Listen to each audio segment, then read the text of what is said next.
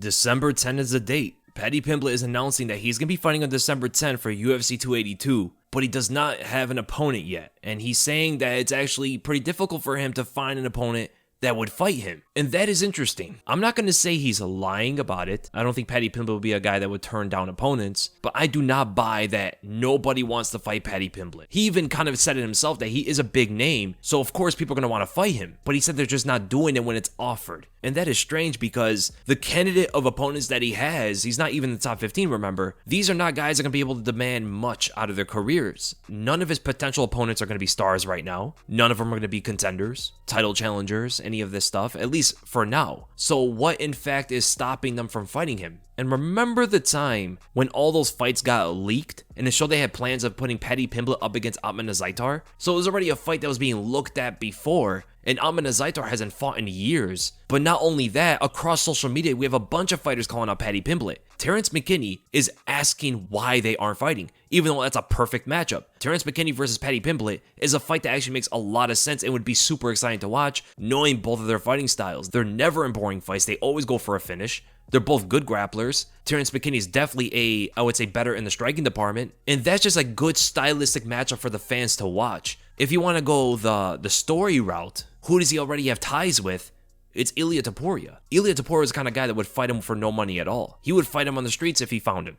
And Topuria hasn't fought since he knocked out Jai Herbert back in March. So right there, right off the bat, we got 3 guys who seem to be willing to fight him. And all of them make sense. Every single one of them. I see some of you guys saying that the only reason why he's not getting matched up and maybe why opponents are hard to find for him is that there's no easy style for him to fight at this moment. All these guys are going to be difficult matchups. All these guys have a potential to derail the hype train. And that may be the reason, I have no idea. Maybe they're matchmaking him in a way to further his progression, carry his star power further without actually risking it against a super capable fighter. And it's another reason why Paddy even said that he's not calling anybody out because he's the star of the show, which is true. He is a star of the show and he doesn't need to call anybody out. But at the same time, if he doesn't make an Adesanya move when Adesanya called out Yoel Romero, who was stylistically the toughest matchup for him, he's going to get this kind of criticism against him from the fans that he's not fighting anybody who's a worthy challenge. If he called out Terrance McKinney or Ottman Azaitar or Ilia Topuria, I think the fans will give him a great amount of respect, and especially if he were to beat one of these guys, nobody can really deny him at that point. And it's interesting because while Paddy Pimblett, 27 years old, was the Cage Warriors champion, is a bit experienced in the game,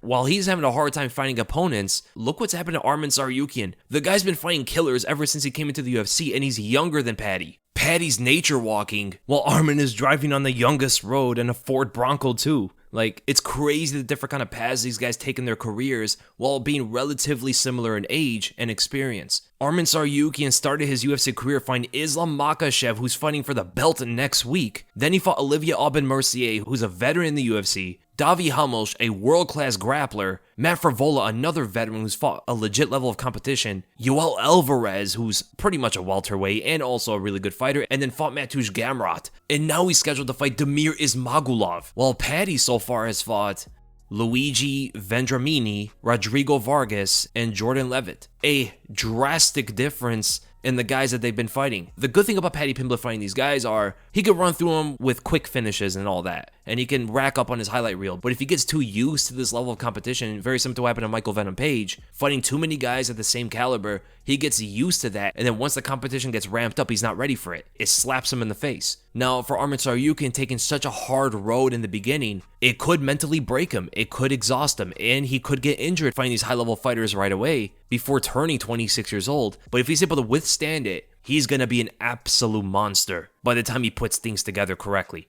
He's going to be used to this competition. He's going to be used to fighting the best fighters in the world because that's what he's been doing ever since he came into the UFC. The only thing is he's going to have to withstand all the punishment, all the damage, and compete with these guys somewhat to the point where he can learn and not get hurt out there. So at the end of the day, there are plenty of opponents for Paddy Pimblett to fight. In my opinion, the 3 that stand out are Terrance McKinney, Ottman Azaitar, and Ilia Topuria, all for different reasons. And in the lightweight division, he's going to get on the other side of that wall where there are no more easy matchups. Lightweight is stacked even outside the top 15, where the likes of Drew Dober, Guram Kutaladze, and Terrance McKinney are lurking.